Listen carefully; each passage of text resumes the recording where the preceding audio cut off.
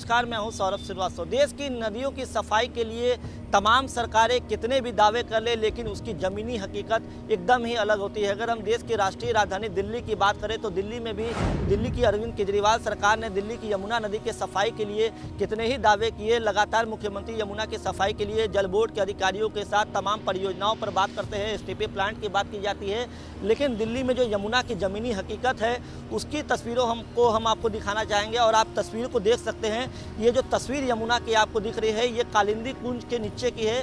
कालिंदी कुंज इलाके में यमुना नदी में इस समय पूरे तरीके से सफ़ेद झाग जो है वो पूरे नदी के ऊपर एक परत बना लिया है, जो जहाँ पे एक सफ़ेद झाग पूरे नदी को गंदगी कर रहा है। गंदा पानी, पूरा पानी तो गंदा है ही, पूरा सफ़ेद झाग की एक परत बनी है। साथ ही इस इलाके में भयंकर दुर्गंध है जिससे लोगों को बीमारियां भी हो सकती है। स्थानीय लोग इससे काफ़ी परेशान हैं।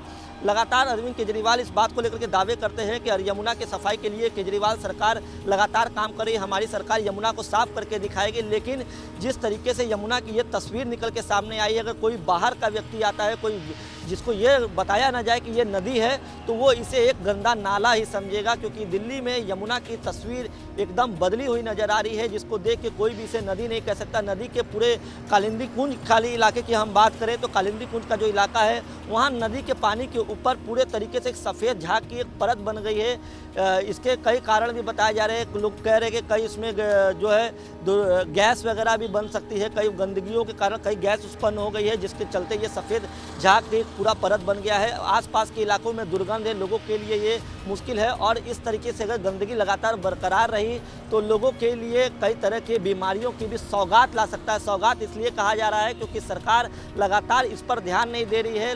दावे किए जा रहे हैं कि यमुना को सफाई किया जाएगा, यमुना के साफ सफाई पर ध्यान दिया जाएगा, लेकिन यमुना की स्थिति बद से बदतर हो चुकी है।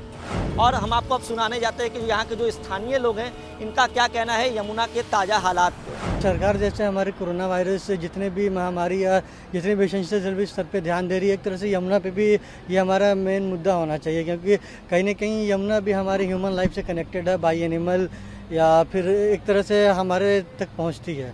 सरकार को इसे देख के एक अच्छा कदम उठाना चाहिए यमुना साफ करने के लिए। पॉल्यूशन कितना बढ़ गया आपकी वजह से देख सकते हैं, कितना ज़्यादा ही यहाँ पे कितना ज़्यादा टॉक्सिक फॉर्म आ गया है। और यहाँ पे अगर आप एक टैप भी रहेंगे तो इतनी ज़्यादा आपको स्मेल आएगी, और अगर यहाँ से क्रॉस भी करिएगा तो आपको बहुत ज़्यादा स्मेल आती है।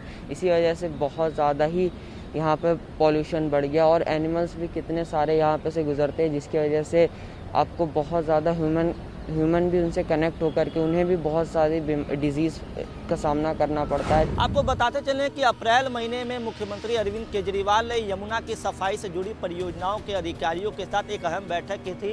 इस बैठक में अरविंद केजरीवाल ने नाराज़गी भी जताई थी कि यमुना से की सफाई से जुड़ी जो परियोजनाएं हैं उसकी जो रफ्तार है वो काफ़ी धीमे गति से चल रही है।